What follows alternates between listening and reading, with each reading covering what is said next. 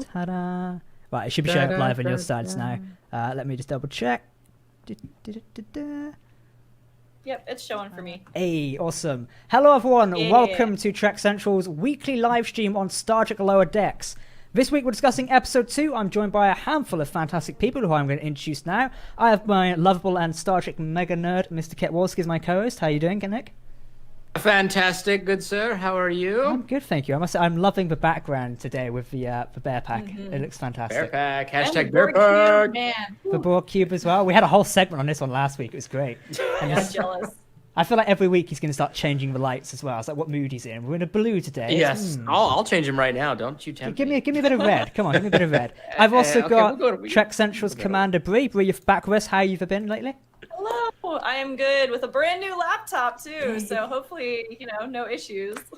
Very nice. And our special guest this week, Mr. Steve Shives. Steve, how are you doing? I am great. Thank you for having me. It's always a pleasure. How have you been lately? We'll start with yourself. What have you been up to YouTube-wise? Have you been enjoying Lower Decks? Take it away. This is great for me. The timing is good because I have actually I'm a week into a little tiny YouTube vacation where I'm not doing as much YouTube stuff for the next month or so as I usually do. So it's nice. It's nice to just be able to relax and just do this. And it's like, oh, this is nice. Not like, oh God, I have to do that today, Yeah. So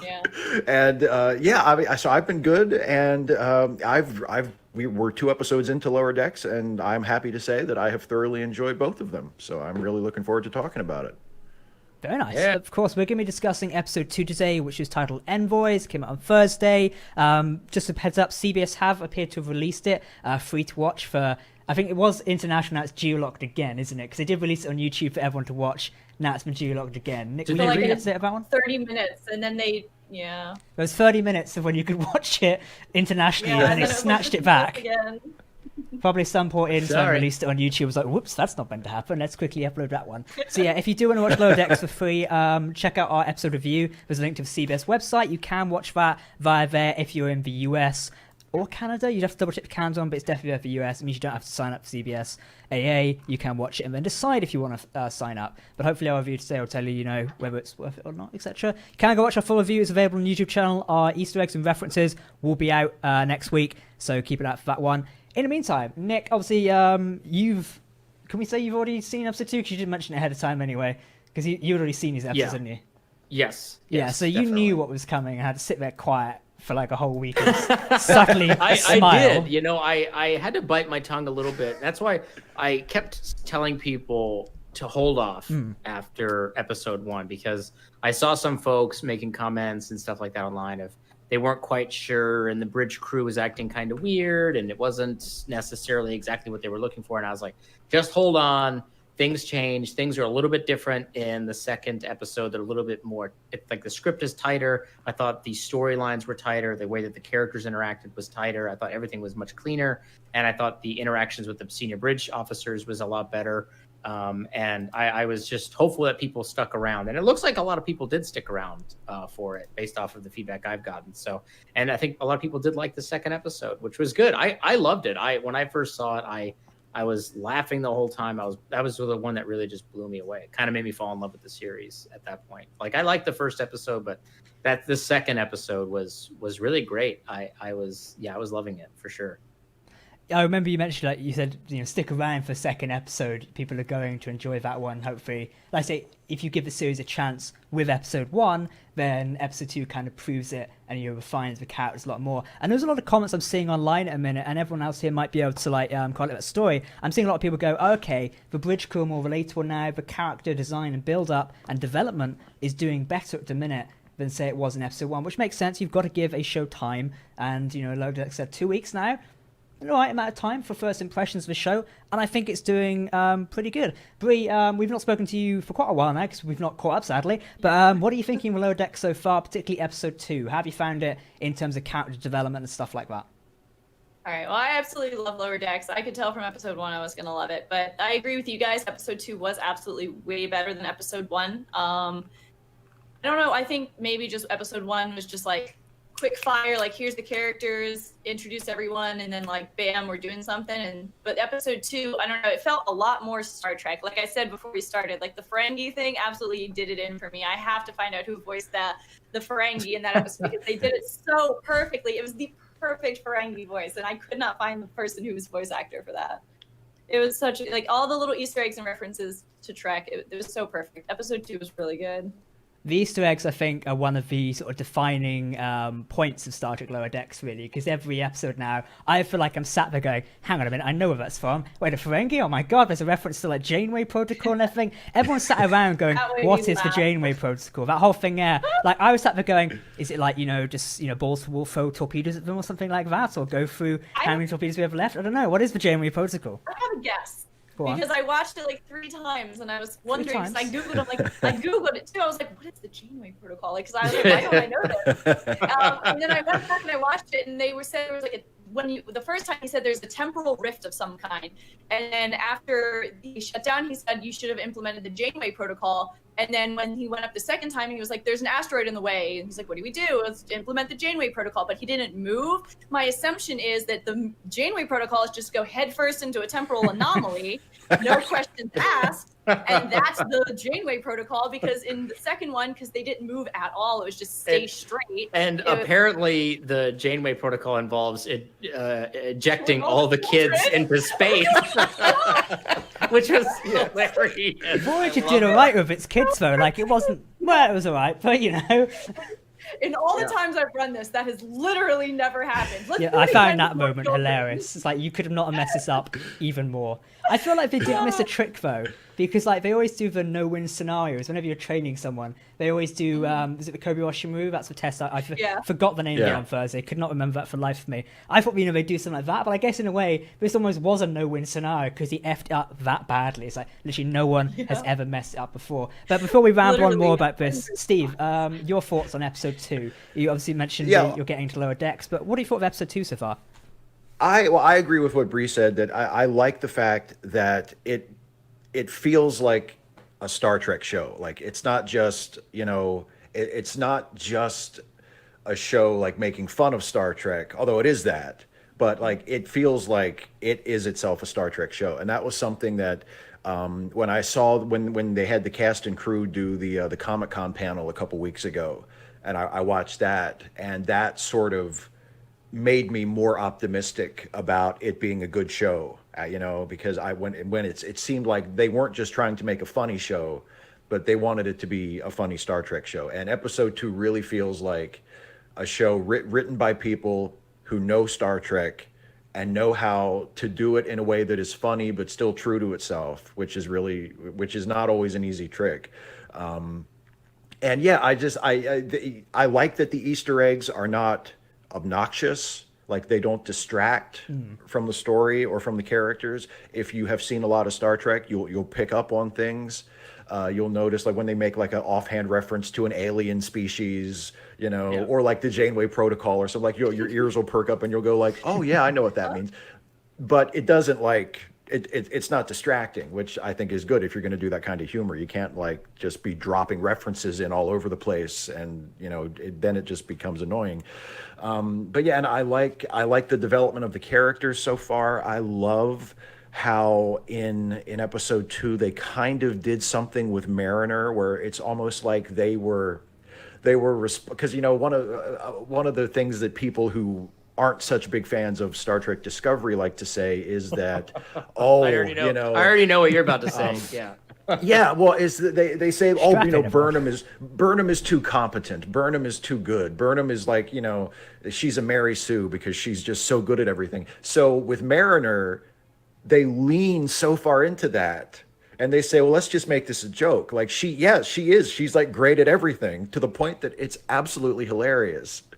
And I love that. That had me laughing out loud. That joke seems to have not gone too well with some people, because I am seeing the comments again. It's like, well, why is Mariner good and everything, yet the white male character of Boimler is the worst person in the world? Why is it being treated like that? And I look at it and like, personally, I don't get tilted over that or anything like that. It doesn't like bother me. I'm like, I don't, maybe it's the age I am or how I've been brought up maybe, but it's like, doesn't bother me that like Boimler is not the best, but Boimler, I've just merged people together. But I forgot my name now. Mariner is like fantastic, but it's a joke, so it's fine. But I don't know how people get wound up with that myself, but Yeah, well, and like, I mean, yeah, maybe Boimler isn't as good at stuff as Mariner is, but that's it. He has a character arc. Like, you don't, his story. It seems like his story in the show is going to be he's going to develop and grow.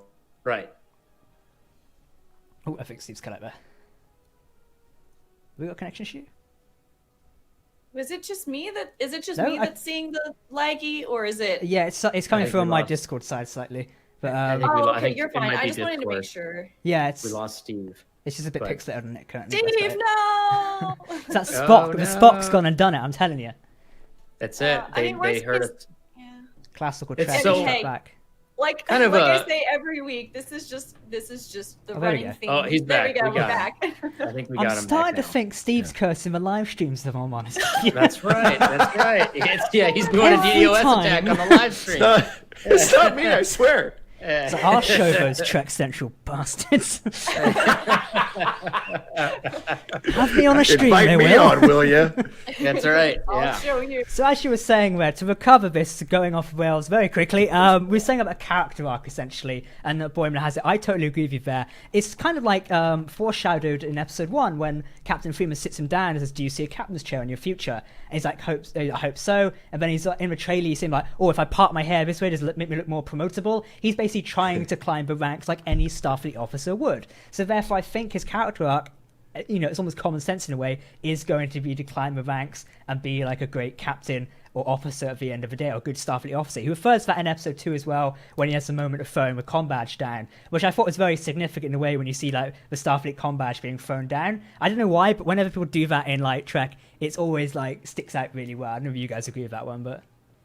Oh, totally, yeah. And I'm going to throw something else out there for... Number one is, I agree with you, Steve, that they are definitely leaning into Mariner being like a joke in terms of she's just like when she grabbed the leaves and did like the numbing agent, it was like, like get at it. Like that was like, okay, like this is like they're doing something intentional with that. But I want to say something too, is I like the dynamic between the two of them because she is a bit of a know-it-all, but she's also kind of bratty because she knows everything. So she doesn't want to follow the rules. Whereas Boimler doesn't know everything, but he wants to stick to the rules. So I like that dynamic. And I think anyone who says that he's incompetent, I just want to throw it out there. Like the base, like he's right. He doesn't necessarily know how to do all of the hands-on away mission stuff. That seems to be what he's struggling with, but he knows how to fly shuttles. He knows how security protocols work. He knows how to read and speak Klingon. He knows and understands protocols. He understands, how the ship works. He loves the warp drive. Like he is a very competent officer. He's just very green. He's just very new to Starfleet. And that is like, he's literally only been in, as far as we know, at least a year because he joined in 2279. This is, what is this? 2380. 2380, sorry. 2380, 2380. And so he's only been in for a maximum of 12 months on active service. And that's extending now. We don't even know what month he joined. He could have only been in for 6 months. We have no idea. And I think he's doing pretty well for someone that is brand new. Because again, we don't even know what rank Mariner was at before she got demoted. So notice how they wanted to hide that in the character trailer. Sorry to interrupt you, but did you notice that when they revealed her in the character trailer, you see her playing poker, which is very next generation now of everyone. But they hide the rank. Everyone else you can clearly see, and we already know the ranks. But the way they like tilted the characters, you can't see the pips on the shoulder. I reckon she's going to be lieutenant, if I'm honest with you. Then she's been demoted back down, or at least lieutenant junior grade, because you'll see a similar thing, of Tom Paris and Voyager, where he gets demoted back down, etc. Yeah, for sure. So I think people who are seeing that, because it kind of connects, I think the whole show, and this is actually a topic I want to bring up with you guys to hear your guys' thoughts on this, which was the first contact with the alien orb being at the beginning of the episode. But for me, in the very first episode, it felt like they established this show as not to be taken too seriously. Yeah. It needs to be taken in the context, which is that it's an animated show. Not to say it's going to get goofy and go way off script, but it shouldn't be taken as literal as the live action stuff. And that's the way that the show immediately resonates with me. So I'm not taking these things too literally. Like when they caught the orb thing and they forced it to give them a tricorder with a battery. That made me laugh so bad. Right. Like, it was really funny. But of course, like, if that had happened in the live action show, like if that happened in Picard or Discovery, I'd be like losing my mind. I'd be like, what the hell are they doing? This is the craziest thing I've ever seen. I'm not sure about you, but I paid money to see Sir Patrick Stewart beat the shit out of a flying orb and kick it into a tube. I watched that hack. Give me Picard season 2 of like an orb floating and going, I'm your god, and Stewart just roundhouse king in the face. I watched that instead of Picard season 2. Just Picard, kung fu chopping some Romulans around the place. Let's just swap the format slightly. He is in that Gollum body. I mean, he's an android now. He can do whatever he wants. We should just swap the format completely. Lower Deck is now super serious. Picard, not so much. Just Rios going around, cigar burning a few people, etc. It'd just be hilarious. Just burning them in the face. Yeah. I reckon we should write the new Trek, if I'm going to be completely honest with you. What a disaster that would be. I want to throw that to all of you, and kind of get all of your perspective on that. It did not bother, the orb thing did not bother me, because I understand the context of this show, which is to be funny. It didn't bother me. Did it bother any of you guys and gal? Like, did it bother you all at all? It didn't bother me at all. Yeah. Because there's so many energy beings in Star Trek. It's like, oh, here's another one. Like, that's how I saw it. Is I was like, it's a callback to the fact that I swear every 10th episode, there's some non-corporeal being that shows up and wreaks havoc. And this one was just like an absolute failure. It's like, the one non-intimidating non-corporeal being. And it cracked me up so much. Steve, exactly. I mean, there is a concept in writing called the rule of funny, which is if it makes you laugh genuinely, it can't be that bad.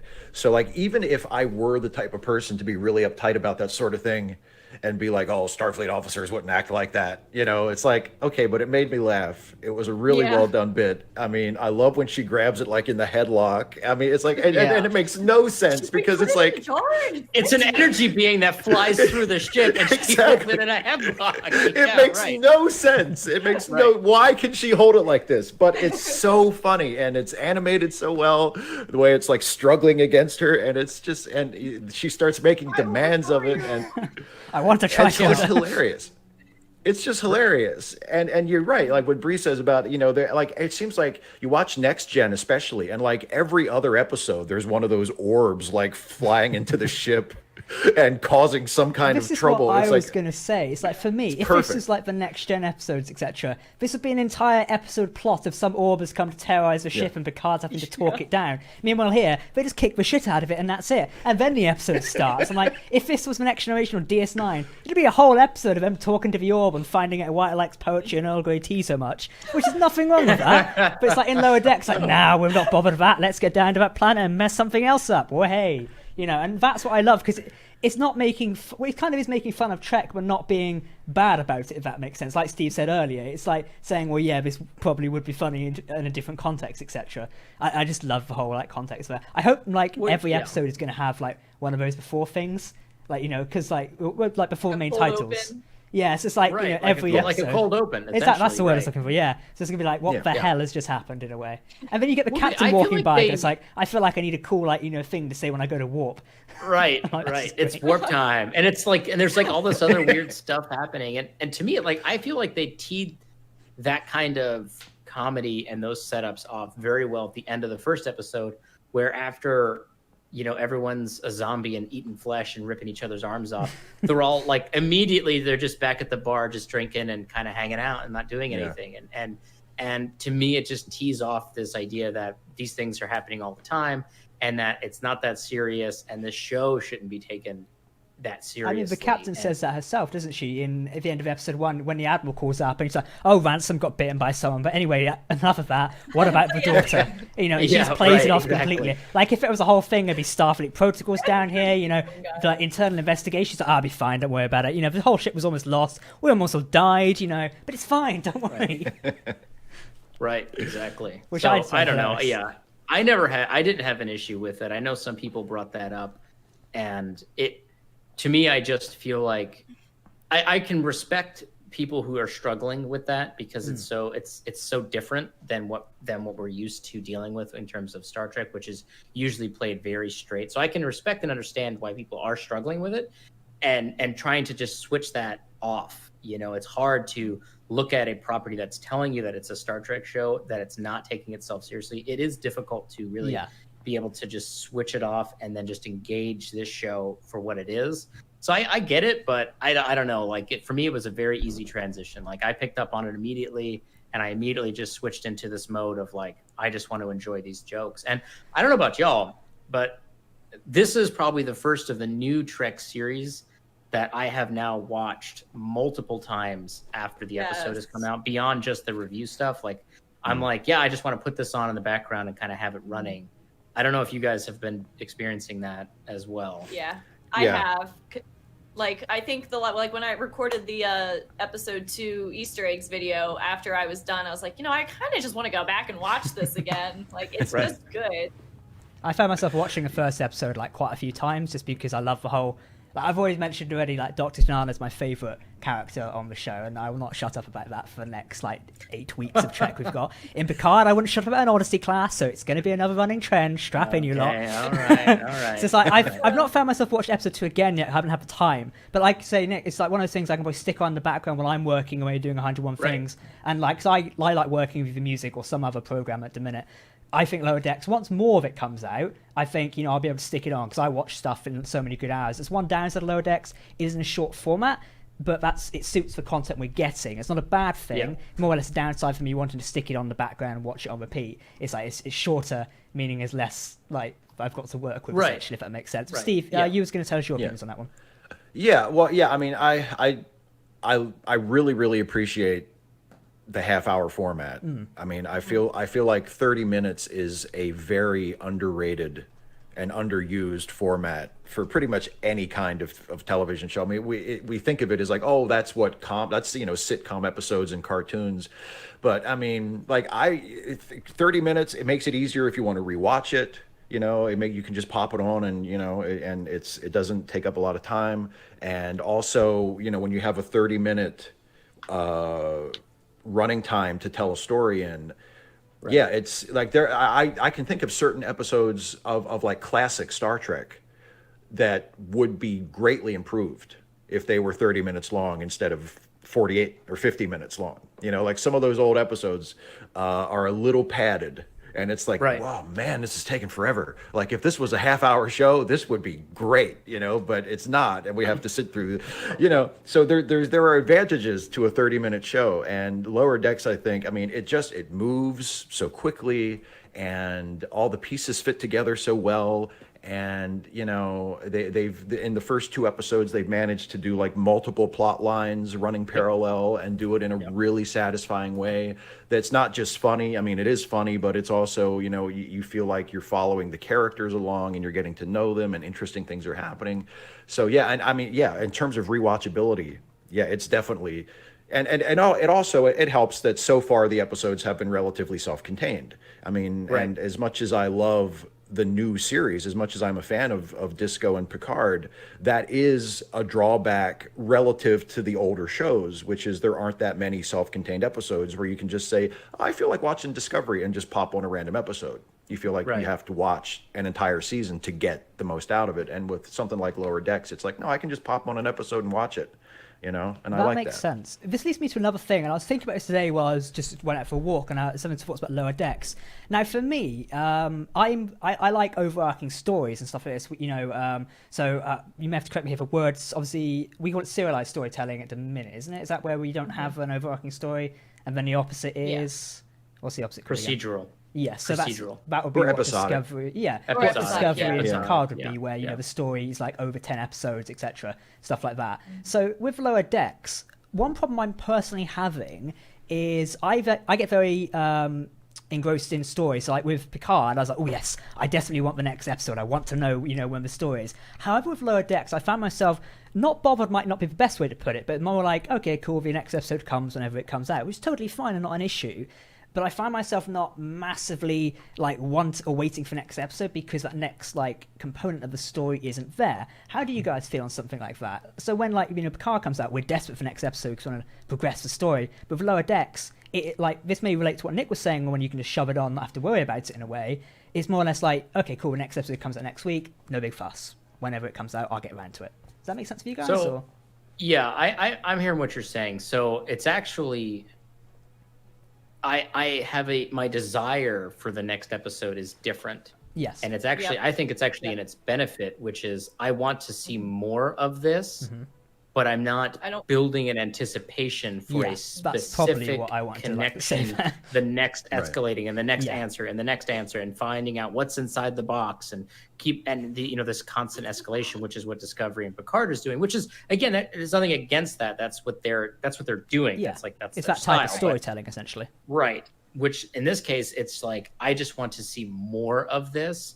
And my anticipation is just building based off the fact that I want to consume more of this content, as opposed to being like, oh gosh, I wonder if Boimler's going to pass his lieutenant junior grade exam. What am I going to do? Like, what are they going to do? Right, exactly. And I feel like it's just different, if that makes sense. Yeah. It's not necessarily which is nothing a bad wrong thing. With that. Trek is like survived for for 50 years on being different. Every series has a slight differentiality to it, in style and substance, etc.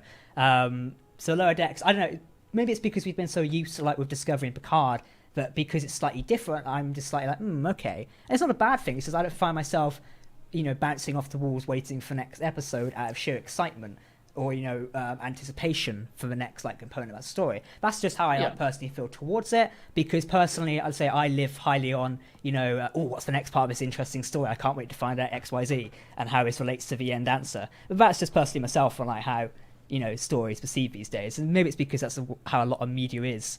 But a lot of people have been asking for a while that Star Trek should go back to serialized telling, where this week everything's fine again after everyone ate each other last week. I think you're right. I think it's mostly it's probably just a function of what you're accustomed to, what you've gotten used to. If you watch mostly serialized stuff, then you'll relate differently to something that is not as serialized, because when I grew up watching TV, almost nothing was serialized unless it was like a soap opera or something, like primetime shows like Star Trek and pretty much anything other than like a primetime soap. Like, it wasn't serialized at all. Every episode was a self-contained thing. Yeah. And sometimes, if they referenced something that happened in a previous episode at all, that was like big time continuity. Like, oh boy, Magnum PI remembered something that happened last season. It's a universe. It's a so I'm used to that. And I'm trying to think when I would watch like Star Trek The Next Generation when it was originally on.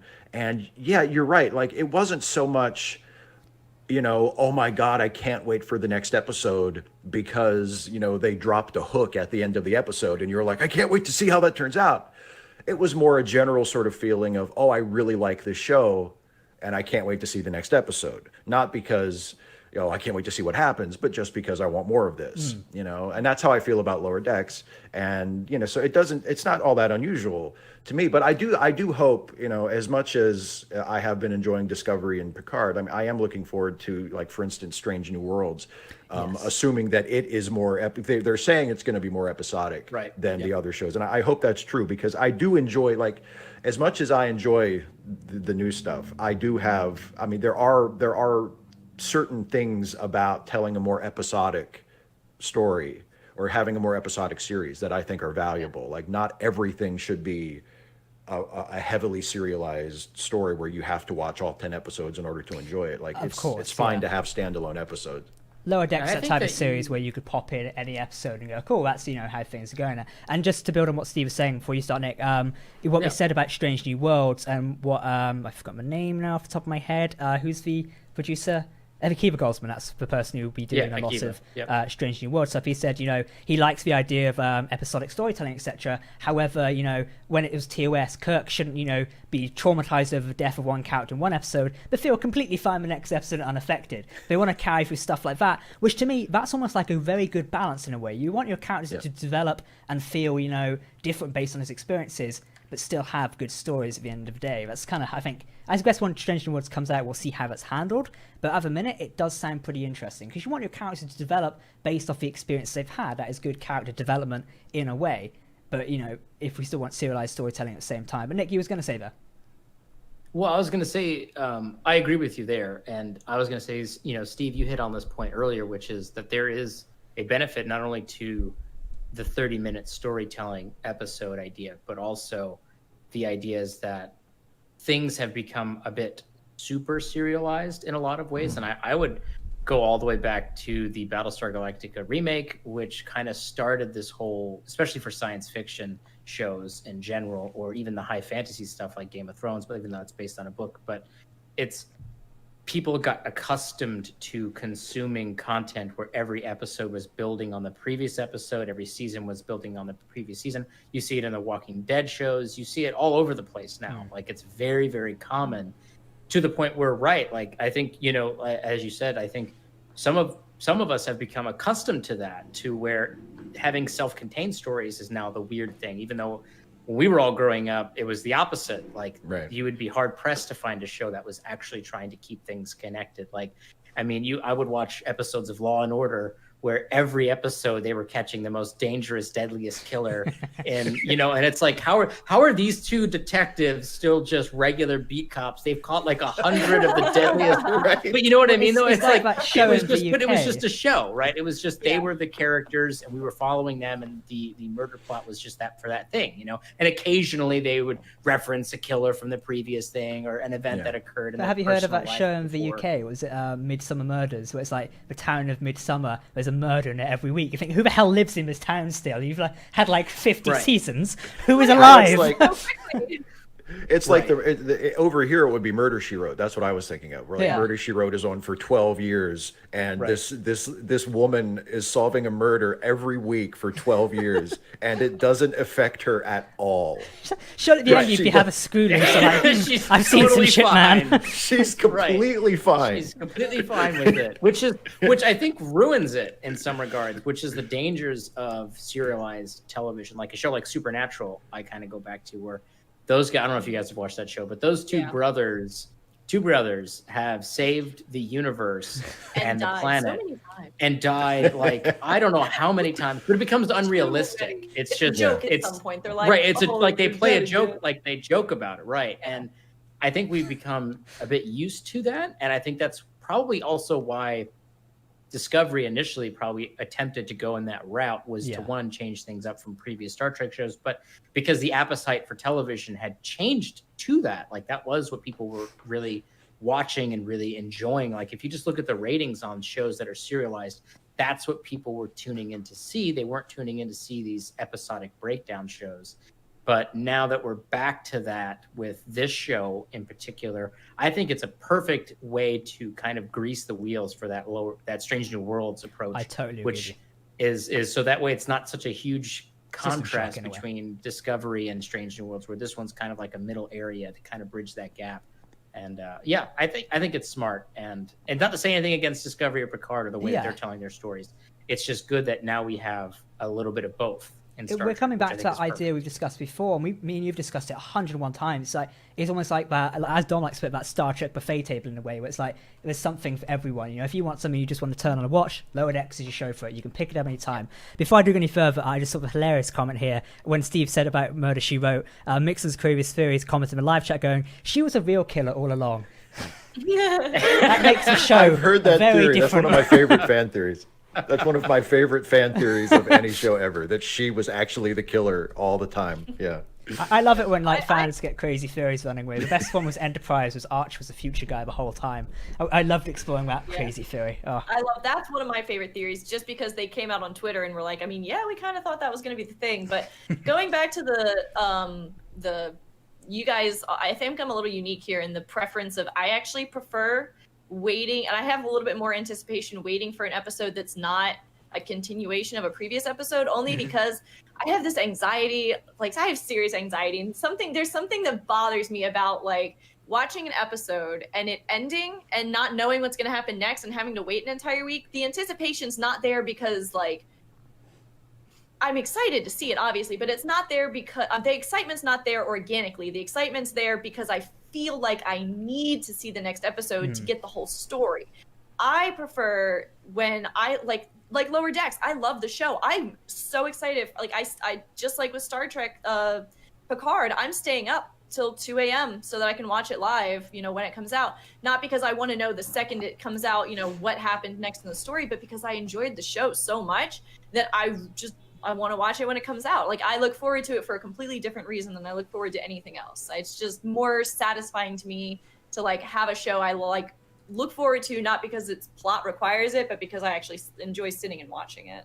Well, it's an interesting thing too, right? Because as we've been saying, like, this is the way people have gotten accustomed to television, where, and this is why like people don't like The Walking Dead anymore too, because when you have a season of shows of, I don't know how many episodes are in a season of The Walking Dead, like if there's 20 episodes of The Walking Dead, you almost have to write 20 cliffhangers to make sure that people tune in for the next episode. They have to end it on the cliffhanger. And oftentimes what'll happen is between the beginning 5 minutes and the end 5 minutes are the only times that something really interesting actually happens. And the middle of it is just to get you to the other interesting point, which is a downside of that kind of storytelling. Because like in Picard's instance, like to keep us to keep coming back, like they had to write 10 cliffhangers and then a season finale.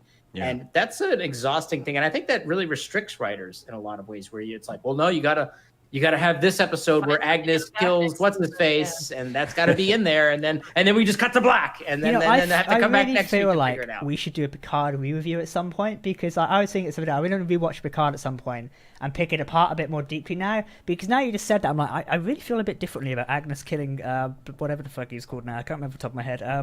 What's he called Bruce again? Maddox. That's the one. Bruce Maddox. So out of date. Whatever the fuck his name was. The guy, We're tuned into Lower Decks at the minute, all right? I've forgotten everyone else. It wasn't even a real Bruce Maddox anyway, but don't get me started.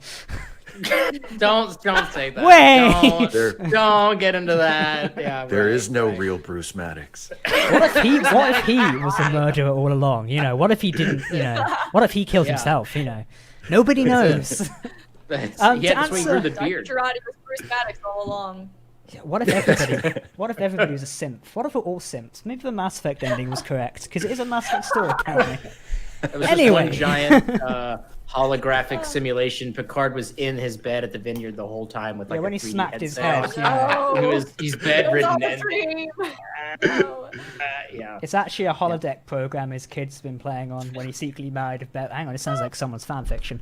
Start our Kickstarter now. Right. Easy. Bree, to answer your early question, the guest cast this week, Tom Kenny voiced Quimp, who was the Ferengi. I saw that, and I've been trying really hard to contain my joy. And what I just found out as well is Tom Kenny, as I was reading the page on Memory Alpha, thank you for a lot of people there, he's actually provided the voice out of a SpongeBob SquarePants on the long-running children's series named SpongeBob SquarePants. And he portrayed Adventure Time as well. Yep, Memory Alpha is updating here. Thank you to the folks over at Memory Alpha for updating this. So, gents, and Bree, obviously, one key thing of continuity, there you go, I got the word out, for this episode, and we pointed out in our review as well, was this is the first episode in the entire franchise in which one character is seen wearing every uniform of all three main divisions, that being Rutherford wearing engineering, Command Red, and then Medical Blue at the same time as engineering gold. That was interesting. We have not discussed the scene yet, and after watching this episode, everybody was so supportive of Rutherford changing things here, which was great. And I love the way they played that out as well, because you saw engineering, Andy Billups basically going, "You want to transfer? That's fantastic. Off you go. Good luck." And then everybody repeated that. Do what makes you happy. Yes. And then obviously Nick's got the bear pack in the background. Shaq's bear got pack, another baby. Great moment. I love the bear pack. And what I love the name. I know, it's interesting, isn't it? Also, Dr. Kanano was like, "You have a terrible bedside manner, go work in security." It's like, your bedside manner yourself isn't exactly anything to write home about. No. It seems like a running joke and trend with Star Trek doctors not having the best bedside manner in the world. Because, we had Dr. McCoy, arguably not that bad. Then we had the doctor from Voyager, what the hell were they thinking? And now we've got Dr. Nana, who feels like she smokes 60 a day and tells the patients to get the fuck out of here when they're better, get out of my sick bay. Listen, not everyone can be the best doctor in terms of bedside manner was probably Phlox, I would say. Oh yes, even though he was a weirdo. Phlox probably had the best bedside manner. He was Phlox is a weirdo. You're saying what? Yeah, I know. Not a fan of Phlox, were you? Oh, I love Phlox. Phlox is my fave. You've just called him a weirdo. He's a lovable weirdo. What? Okay, right. I mean. probably the best character on that show. Now steady on. Yes. There's going to be a bunch of them. It took me watching Enterprise like 2 times before I realized I liked Phlox, because I was like at first he was like the Neelix to me. Like I never liked Neelix at all, and when I first watched Enterprise, I was like, oh, okay, he just feels like Neelix Part 2. But then I watched it a second time, I'm like, okay, no, I should never have made that comparison. Phlox is 10 million times better. That's blasphemous. Seal says Phlox was a disarming weirdo. That's this woman. Do you remember he puffed his face out in one of the episodes? That was creepy as hell. Yeah. It's like having a pufferfish on board. What the hell's going on in this show? Star Trek, you know that trend on Twitter? I hate to bring this up, people going, this is what Star Trek has become, or was it this is what Star Trek is, or something like that? Just shove that in there. It's like, Sean Casey, thank you for your $5 donation here. Guys, if you do want to get any donations in, feel free. It does help the channel. You can also become a YouTube member. Thank you to also over 100 of you who are currently viewing the stream, which is drastically gone off to Wales. We should do these for people streams more often. They're hilarious. Sean says, forget Lower Decks. Just found every episode of Starfleet on YouTube. Proper Kid Cypher from 1980. X-Bomb is the best starship ever. I don't know what that is. Is anybody in I don't know never seen that. I don't know what that is. I've never I seen thought it. you lot were going to show me up there for a second and go, Jack. I think somebody has told me know. about. I've heard it mentioned to me before, but I've never watched it.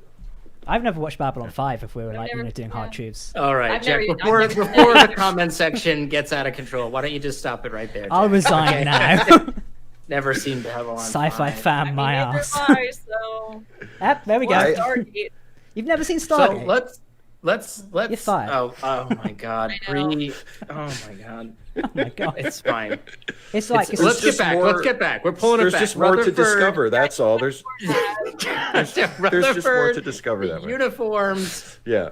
I like these I love that whole sequence. That was obviously the B plot of the episode, which was Rutherford bouncing around, which the whole inciting element to that was this bizarre leap of logic of, well, if I want to watch this quasar with her at night, I have to then change my careers, which is really funny to me. Schedule. Yeah, let me. Yeah, right. No. Or just don't go in the Jeffries tubes. That's not what they're doing. Oh my So God. the whole thing with him bouncing around, I thought was a great way to showcase off the supportiveness of the senior staff, the character of Rutherford, his connections to Tendi, while also then pulling in a bunch of really funny gags with the Borg fight, Smorgasbord, the bear pack, basically everything that Shaq said. Everything. The Janeway maneuver that we talked about earlier. We had the bedside manner jokes, like we had the engineering jokes. Like it was a really simple way to showcase us more of the ship, more of the crews, more of the characters. And it was just great. I thought it was so well executed. I don't know who wrote that B plot, but that person probably really doesn't good. get paid enough money because it was great. So the episode was written by Chris Kula, who I don't know if they have written anything else. But yeah, apparently it was written by and directed by Kim, is it Armdeed, something like that? I think that's how I pronounce their name. So yeah, that's a little bit of behind the scenes information there for you. I definitely like the B plot and then the other plot of them going down with the Klingon general. It's like, I demand honor, and just passing out drunk there. And was it the Starfleet office like, oh dude, what the hell are you doing? Dude, the Starfleet office part where he's like, grab me my drinking horn. Like, dude, what the hell? She's just, what the fuck? Like, what the fuck? Like, Yeah. get off me. Well, it was like he survived for the peace talks, just pissed out of his mind, Yeah, just in time. And then you've got the whole Klingon thing as well. It's like your fresh garg, or however the hell you pronounce that. Who can best pronounce that here? I actually, it's just because I. Did Don make you do it in the speak several references by any languages, chance? Yeah, Was it in there as well? Oh, he was in there as well. Steve, can you pronounce any Klingon for us? Oh God, Put him on the I recognize the phrase that Boimler was practicing at the beginning is the Klingon greeting, "Nuchnech," Yeah. which I forget what it means. I think it means something like "What do you want?" or something. It's yeah, but I know I have friends who have actually learned Klingon. I have never gone that route. it's on my Duolingo. I'm not even gonna lie. Duolingo. That's great. I mean, I literally have a buddy who, I mean, they are fluent in Klingon. Oh yeah, I can't do that. I'm amazed by it, but it's not my thing. I think by the time I finish running this channel, like in God knows how many years, I will probably have learned all of Klingon, because somebody, our dearest content producer or content manager who's not here tonight, likes to put in Klingon references to every script we do. And I'll save a word for him, which is probably being mentioned. Was it the Chadich, which was mentioned in episode 1? Yeah. Chadich. Someone sneaks it into our scripts all the time. Don't be Dom, and I see you in the chat mentioning that one. So I wanted to throw something at. Yes. Did anybody else? Did I read too much into this? Which is when we had Boimler do his normal, like, by the book reading, but then Mariner attacked him. Obviously, they know each other, so there's a little bit there. But I immediately picked that up as a reference to the concepts of the Vulcan hello, the very first episode of Discovery season 1, where they were like, the only way that the Klingons say hello is by attacking each other, and then they bring him to the table. Then I thought that was like a reference to that, like, how am I going to say hello to this Klingon is by kicking the shit out of him. and did you guys pick that? Did I read too much into that? I mean, I didn't pick it up myself. I actually thought it was a reference to Jadzia Dax, is what I thought that was. It was like a kind of callback to, not, to having someone who has such a connection with Klingons, and like, it's not another Klingon, they just, know how to vibe with them. That's what I picked it up as. But honestly, it could be both, either or, none. Like, but it's nice that we both like picked up something different from that, though. Like, I saw Jadzia in that situation, and I can see the Vulcan hello thing. That makes sense. Yeah. To me, it was, just, hey, Klingon's gonna Klingon. But the Vulcan hello thing makes sense. That's not where I went, but I can see how you would get there for sure. Okay. So I was clearly reading too much into that as well. Fine. You nerd. That's fine. You pathetic nerd. Actually. Hey. We are not nerd shaming around here, gentlemen. Come on now. Honestly. Get my glasses on. This is a Star Trek channel. Hey, some of us wear glasses because we have to, asshole. Honestly. Calm down. That's right. I just never wear them on screen. We won't be back next week because we've all fallen out after somebody made a comment. That's right. Yeah, put your contacts in, Jack. I wouldn't try them, to be honest. Contacts hurt my eyes. They really do. I can't wear them. I'm just going to have laser beam. No, I'm going to get a Geordie LaForge visor. It'll go down really well with the ladies, I think, honestly. There you go. Be a talking point for sure. Why are you wearing this over your face? We also have seen, as I think this Trek Movie points out, lots more visors have been appearing in like episode 1 so far, like upgrades of the Geordie LaForge. A lot of people have been going, why haven't they just got their eyes fixed like he did? It was it like Insurrection Nemesis, I believe it was. He got the actual implants things, wasn't it? Is it in First Contact? Which one did Geordie get his eyes fixed in? First he got Contact his eyes was the first time. In his first, was the first Contact? Yeah, I think we watched it. I should have remembered. Yeah, with his robot eyes, where he zooms all the way in on Cochrane urinating on a tree. LeVar Burton finally put his foot down. He said, "I want them to be able to see my face. I want the audience to see my face." I think he looks great, to be honest. Like, the eyes suit him. So Amos777 donates $5 saying, "Hey folks, just found your channel. Welcome to our weekly live stream." It's already gone off the rails, like 10 minutes in. But welcome, we're discussing Star Trek Lower Decks Episode 2 Envoys. So I guess as well, Episode 3, where do we think this is going to go? Because I presume we all seen the trailer at the end. I guess we start discussing it now, which appears to be everyone working like to the max in overtime or something like that. And it looks pretty interesting. So I have read like the description for it. I can't remember off the top of my head unless anybody does. But it does look like something's going on and having to work overtime and trying to get things completed. But we'll see an away mission as well where things go really badly as per usual. Yes, we do see that. So question is the captain appears to be the one to be the driving force behind everybody working like to maximum efficiency. Do we think that there is some kind of residualness of that orb that flew into her chest? I was going to bring that up. I really was. Because I wasn't sure. I was going to ask you guys what you thought, because the first time I watched it, I thought that she absorbed it. The second time I watched it, I thought she just killed him, because like the first time I didn't catch the little phrase that he said. Like, I just thought he, like, zoomed into her, and I was like, oh, cool, well, now he's hanging out in there. Like, that's going to be a thing. But then the second time I watched it, he was like, and then just, and I'm like, okay, I think he just died. I think that's what that was. That's what I wasn't sure. I also agree. I almost brought that up. But it's either, like I said, the first time I really thought, it went into the captain. The second time, I think it might have just been a joke, like, he's been, he's not a threat anymore, and he just, like, exploded upon impact. Yeah, I took it as he was dead, but who knows? I mean, if they want to carry on, it'd be interesting. Before, like, I caught him saying like his little threat as he charged her, and then I was like, oh, okay. I love I said this in our last stream as well. I love the offhanded one-liners we get in Lower Decks so far. Yes. The trailer's full of them. My favorite one being, was it "Don't you give me a Vulcan salute" or a sarcastic Vulcan salute? Give me that on a Lower Decks t-shirt. I'll have that any day. And then also Dr. Nana's, is he fucking serious? Yes. I've gifted that line. I was editing our thing and I had to just quickly screen grab that part. I was like, I'm gifting this. That's, a new swear trek thing there right away.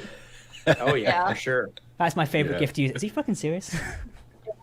Dude, oh man, there's so much quotable stuff in this, and that's the thing is like that's one of the reasons that I really am like connecting to this, and that's why like I got so excited when someone said Tom Kenny was the voice in the comments, because if anyone knows me and my friends, every 10-15 minutes there's a SpongeBob quote in our friend group. Like, doesn't matter the situation, someone's going to be quoting it. So like it's just really nice to have another show to just like pull quotes from, but like a different group of people. I think it's because it's like these are quotes you can use like more freely, like with other with other like Starship quotes, unless you're having like a really interesting conversation. It's hard to throw quotes out. I did use the quote the other day of Picard and Generations, where it's like time is the one that accompanies us on a journey, and I used that in a very good discussion of someone, should we say, but you can't exactly throw most Star Trek references and quotes into your average day discussion. You're making dinner with your wife, you can't exactly go time is the fire we burn, and she go, what the hell are you on about?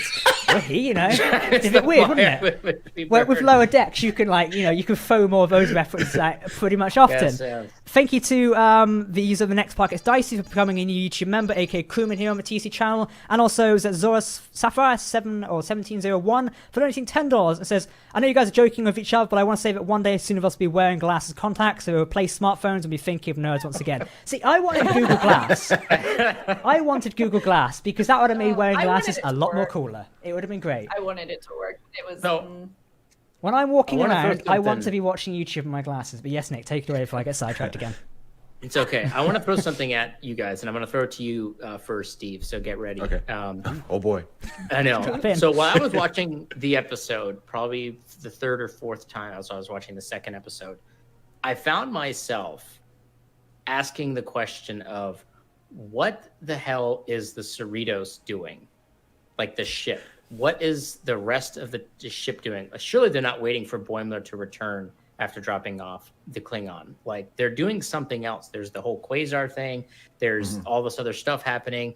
There must be something else happening. And I was like, not necessarily frustrated, but I was like kind of feeling a little left out in some regards, because we're usually in the senior staff meetings where they're talking about what's going on and what the ship is really doing and what the importance of why they're dropping the Klingon guy off, what's actually happening inside the embassy and all that stuff. And it was not there. And I understand that that's how this show is worked. Like, we're seeing it from their perspective of the Lower Decks crew. So they don't know what the heck is going on, which I get that that's what they're going for.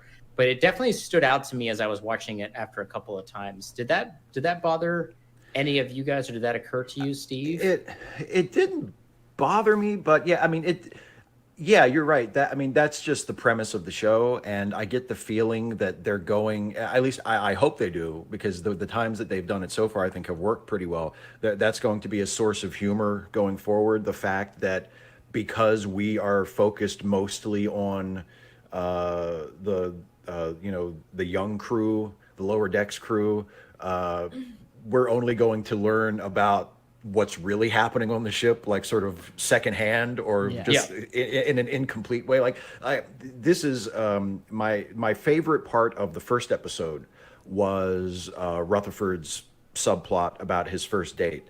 And because, he's going on his first date in the middle of just all hell breaking loose on the ship. And not a lot of it is explained. It's just sort of happening in the background, and he's just they're just getting to know each other, doing their little and it's and I was cracking up. It was so funny because I thought, this is perfect. Like the senior staff, what on the Enterprise would be the main characters are the ones having to deal with the crisis, and the junior officers are just kind of trying to get through it. Right, exactly. So I really like that. But yeah, it is different because you're right. We're accustomed to the whole universe revolving around the senior staff of whatever, the ship or the space station or whatever it is. And, to see it from the other side where it's like what would this be like? What would a ship threatening crisis be like if you were an ensign and you weren't in on the meetings and you just basically had a job and it was a need to know basis? Like what would that be like? And that's one of the things that I think is really cool about the show is that they have leaned into that. It's not the kind of show where it's like, oh, for some reason on this ship all of the adventurous exciting stuff happens to the junior officers. It's not like that. Like they hint at, oh no, there's important stuff happening somewhere else. And these guys just aren't directly involved in it. Yeah, I want to clarify before I throw it over to Bree is I agree with everything that you said, Steve, as well, and I want to clarify that. I'm not complaining. I understand that this is because I see some messages in the chat here. I'm not complaining about it, and I understand that that's the purpose of the show. It was just a thought that occurred to me as I was watching it. It was like, I wonder what is happening, and it is an awkward position for us as the viewer to be in because we're in a brand new setting, which we've never been in before, which is essentially out of the loop. We don't know what's going on, and we know less about what's happening in the ship and in the universe surrounding it. So I'm not complaining about it. It was just a thing that occurred to me. So, Bree, over to you. What do you think? Oh, kitty! What are you doing? All right. I know.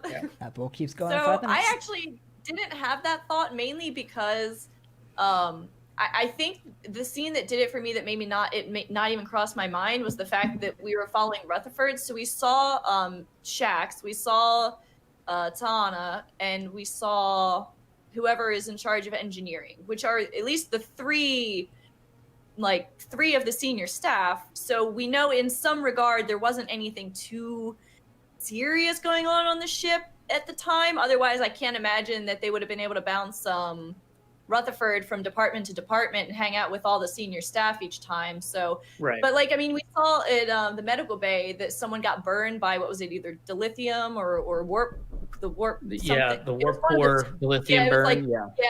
And he was like, how are you alive? But so obviously little things are going on here and there, malfunction, stuff like that. And I just kind of saw it as we're seeing it secondhand. It does definitely take some getting used to, for sure, not being able to see from the view of the senior staff.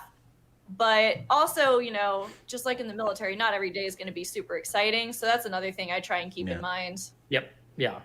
I think it's like we saw the captain at the very start. I don't think we saw her for the rest of the episode at all. We did not. No. Nope. So it's like, it does make you say, what are they actually doing there? What is she up to at Tyra? I don't think she just sat around, thinking of a new catchphrase, and she might be. I mean, this isn't the most important starship around. That is one thing to consider. They literally could have just been there to deliver the Klingon, the Klingon general to the planet, and that's it. They've got something else to do. Dom just pointed out in the chat they might have been studying the pulsar that was nearby. Tendi was watching. Could be related to ever so slightly. Just turning over a minute, Raymond donates and goes, why the bars on starships? Synthol must be the greatest invention in space. There's no alcohol on the ISS. Stay safe, humans. That's a good thing. Humans. He's doing the hand thing. Yeah. That's Ketwolski doing it in his CBS shill meetings.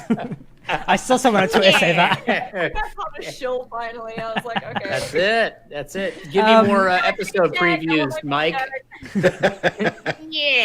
Best buddies, I hear. Anyway, bars on starships. I think, it's established in Star Trek, the whole simple whole is like a big thing.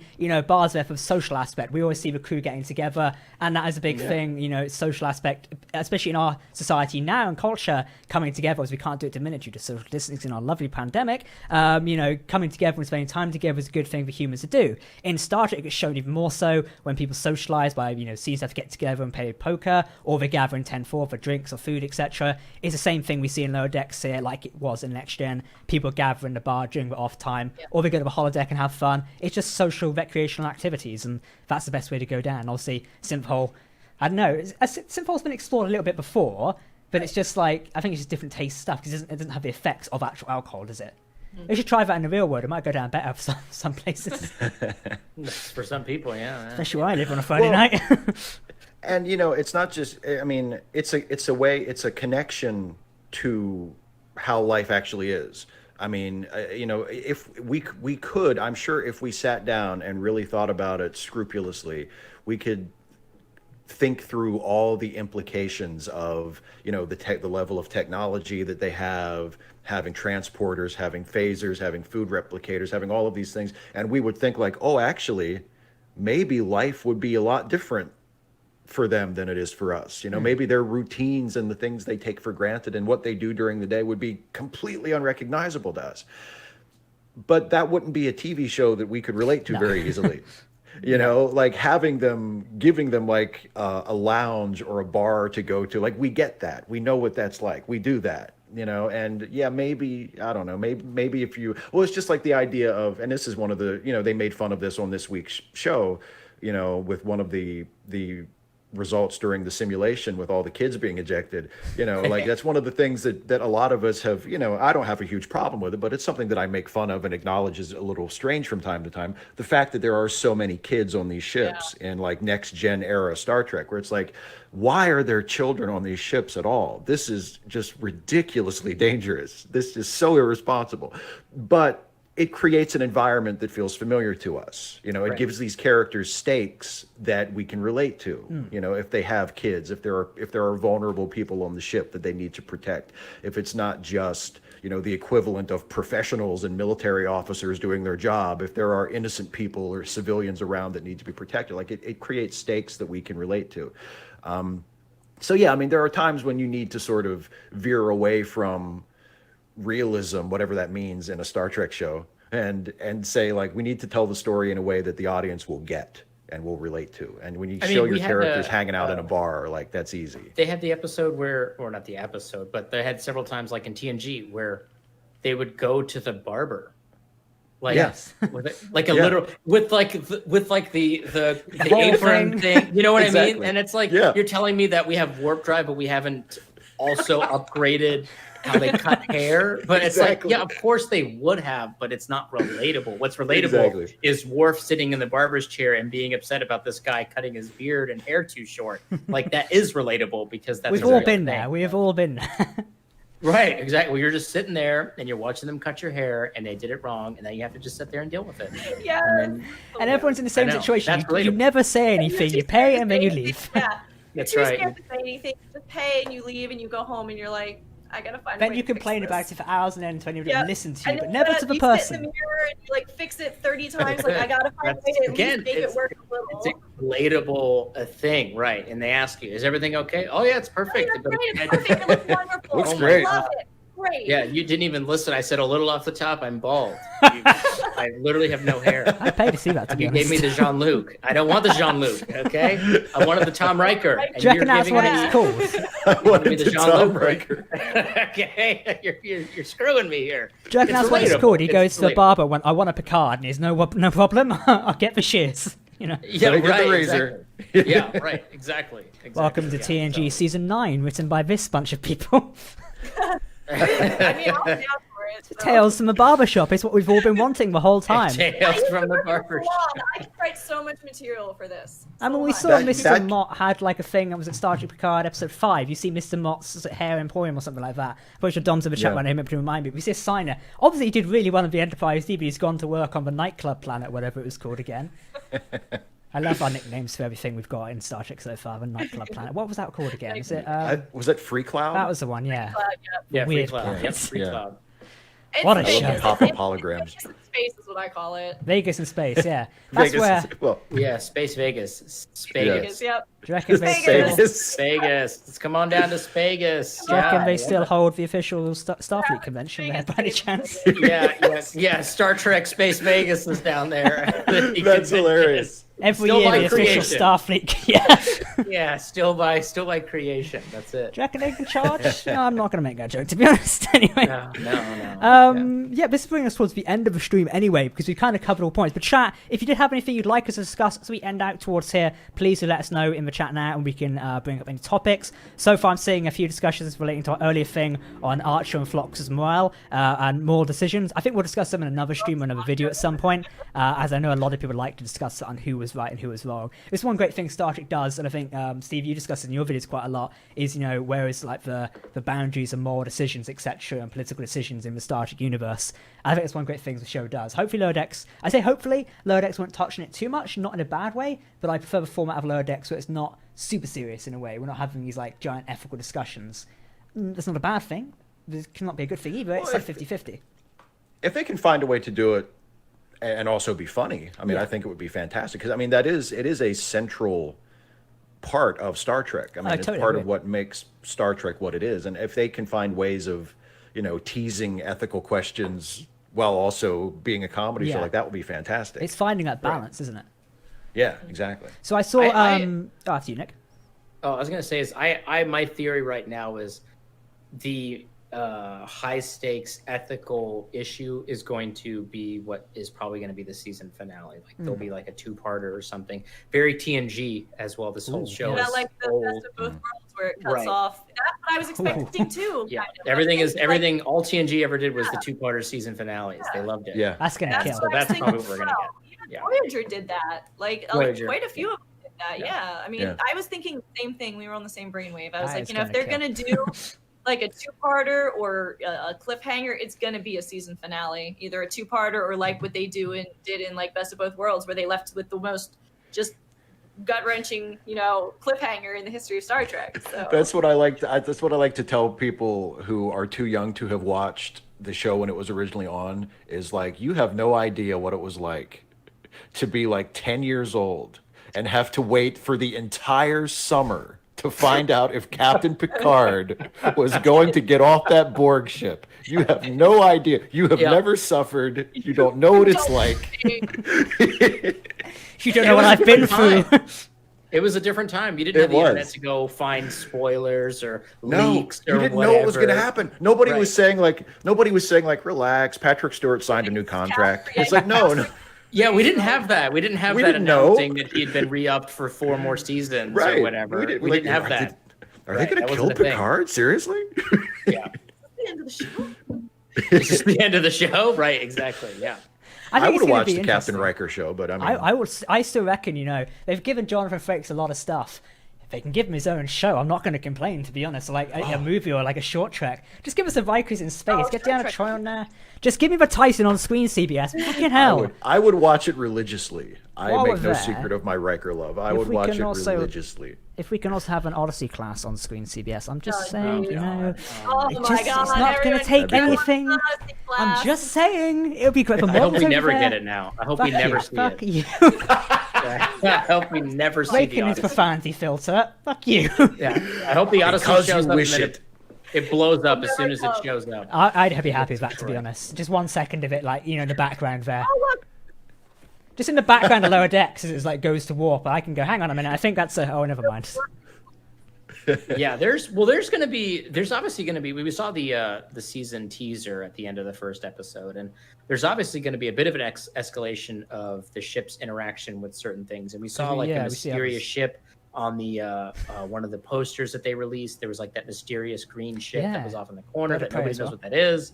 And, so we're all still kind of like, there's obviously something that's going to happen, which may bring in some of the more top tier vessels, because Picard's still the captain of the Enterprise E at this point, Sovereign, and Riker is the captain of the Titan. So they may show up. That would be pretty cool. And this has been a heavily discussed thing, voice acting characters is a lot easier than getting people in studio and prosthetic makeup, etc. Having to digitally de-age anyone if you need to do it like they had to do with Brent Spiner to a degree.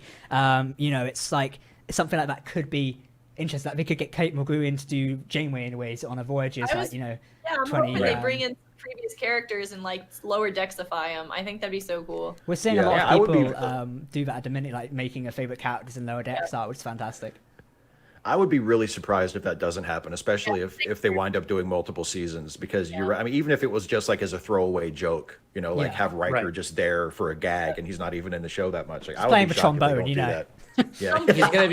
He's gonna be playing the trombone in the Riker position where his leg is up. In someone's somebody, yeah. When they were like, "Oh, watch this video of Admiral so and so falling off the stage." Like, imagine if it was like watching a video of like someone doing something. Like, even in a situation like that, like, oh, look at this video of blankety blank doing blankety blank. And watch this video of Worf being hit by some barrels or something like that. Because that happened every episode of an extra. Like, oh, look at this, with Picard or something. I mean, it's around the right time, so. Yeah, absolutely. Look at this video of Riker getting a haircut. Give me the Tom Riker. You know what I mean. He's getting the Tom Riker. He's getting the Tom Riker. It's those types of jokes. Have you seen those people on Twitter and like the Star Trek fan that have been doing the Jellicoe things, where it's like the little like read things like it's like Star Trek Jellicoe, where he like trolls people and then just ends it. You must have seen him on Twitter and stuff before. It's hilarious. See if you've seen him. It's like something like that would work down really well. So let's see what chat is saying. We're still seeing a lot of chat about Phlox at the minute. We will discuss it at another point. We could finally find out what the Janeway protocol is. There seems to be a good discussion of chat earlier about that one. On I saw a joke about Janeway's like first into situations or like diving right into a temporal rift, because they did say temporal rift. Yeah, as you said earlier, I saw someone say something about protecting the coffee at all costs was the Janeway protocol. So taking this maneuvers. Someone's like, Dom just said, look at this video of Ensign Kim falling off a stage while getting promoted. Hey, that would be that's perfect. That's perfect. That would be a deep cut reference. I love that. That's meta. That's some meta commentary right there. I love it. This brings us into one thing as well. We've seen a lot of discussion about whether CBS wants to almost do like a Marvel thing in with Star Trek, where you're creating a cinematic universe where things cross over and cross into each other. We're kind of seeing that in a way at the minute of what's currently on Trek. And some of you might agree or disagree with this. We see in Picard, 7 of 9's crossed over into this. In a modern iteration with Discovery, Pike crossed over from what is the original series, essentially, into Discovery's timeline. We're seeing all of this. I should say Discovery's like, it is in the prime timeline for those who want to pick that sentence apart. You get the point. Stuff like that. And obviously with like Lower Decks, are we going to see more crossovers from this era of show? Because Lower Decks is in a very prime place to cross over whoever it wants. We've just ended DS9. Next Gen just had its movie ending. Voyage has just returned. It's in a very prime location to cross over and do, references and meet other people, whoever we want. So I think I asked you guys this last week, I think, but Steve, if you could bring back one legacy Trek character into Lower Decks, fully voice acting and everything, who would it be? I mean, my instinct is always to say Riker, but we just saw him in Picard, so I will say I would love to see Worf. I would love to have Michael Dorn come back as Worf, because I always liked Worf, but when I started rewatching TNG and DS9 as an adult, like I guess probably about 10 years ago when I started really getting back into it again, I thought, oh my God, I love Worf. Worf is just the best character, and I would love to see Worf again if I could only pick one. That'd be pretty interesting. I think Worf would I would love to see how Worf and Shax get along. That could be pretty interesting. A big buff for John. Yeah, exactly. Yeah. And do the smorgasbord together. Oh yeah, that'd be great. So, Steve, Nick, I take it you've seen Stargate Atlantis before, right? Yes. Not the whole thing, but a little bit. There's a crossover moment in Stargate Atlantis, because that was like a breakaway or an offshoot show from the main Stargate SG-1, and in it, the big hero Ronan Dex of Stargate Atlantis meets up with a big hero of SG-1 called Teal'c. And you see a big thing in there where they have a giant punch up, then they must do a mission together. I feel like Lower Decks could do something like that, where Shax and Worf don't get on at the start, then they bond over an episode. I think that would be hilarious how that could go down really well there. Yes. I would love to see that. For sure. Absolutely.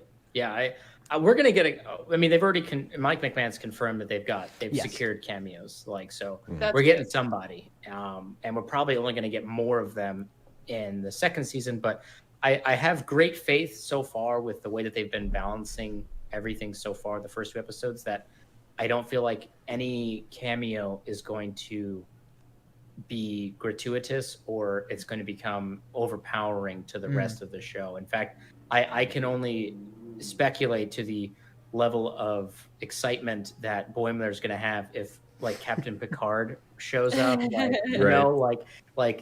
like here it is, one of the best Starfleet captains ever, and he's probably going to have a big fangirl moment. He's going to get his Captain Picard trading cards out that he's going to have inside or something. Exactly. And so there's vintage, exactly. Yeah. So I am confident that whatever they're going to do, I feel very comfortable with. They're going to do it in a way that doesn't feel forced or overpowering or foolish, or to the point where, like, even in the second season where they're dropping cameos every episode for no reason, I feel like whatever it is not going to take away from the integral part of the show, which is the Lower Decks crew. They made a few references, like characters we know of in episode 1, where Mariner goes, "Oh, Deanna Troi, Spock, Worf, etc."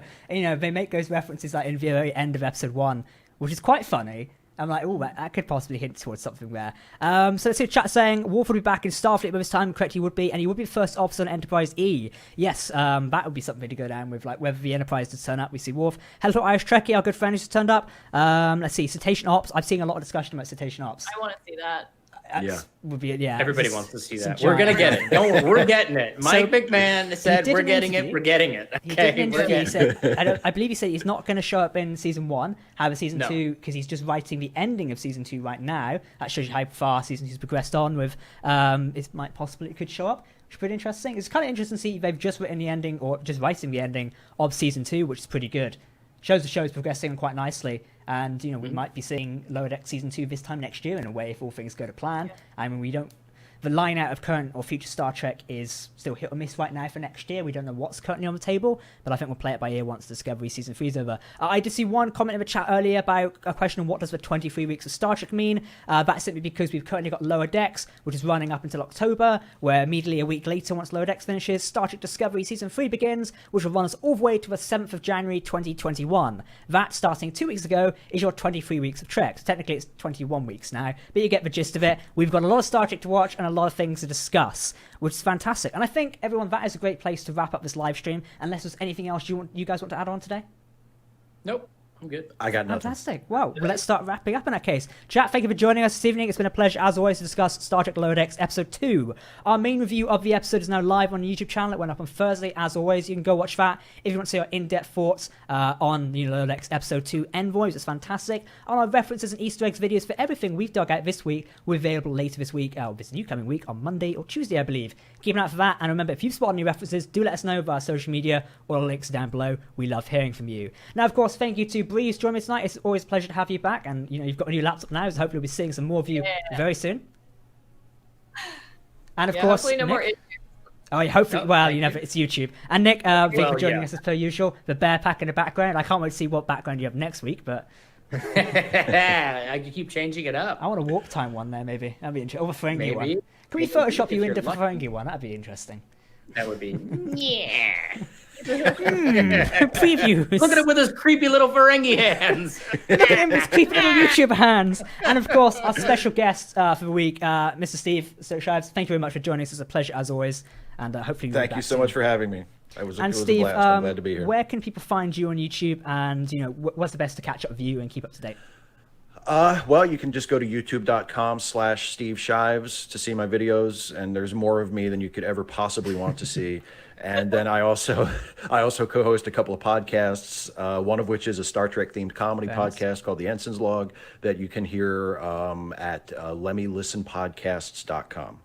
Fantastic. So, guys, if you want to keep up to date with Steve, follow him over there. That podcast does sound pretty interesting, and you might have to send me a link to that later, as that does sound like quite a laugh, so I think I might enjoy that one. But for now, chat, we are going to be heading off this evening, as we've run quite a long time this evening discussing Lower Decks. We're certainly enjoying these live streams lately. I do hope all of you are as well. Thank you once again to all our donators and Super Chat members this evening. That was Sean, Amos, the next part gets Dicey, Zorna Sapphire, and Raymond Varetta. Thank you guys for donating. It's a pleasure as always. We're, of course, ending off here. Next, we'll be back at 9 p.m. BST on Sunday, which is, what's the next date Sunday? It's the 23rd, discussing Lower Decks Episode 3. Wow, these weeks are going to go on pretty fast. All right, everyone, thank you very much for watching. I've been Captain Jack here on Trek Central, and we'll see you very soon. Goodbye.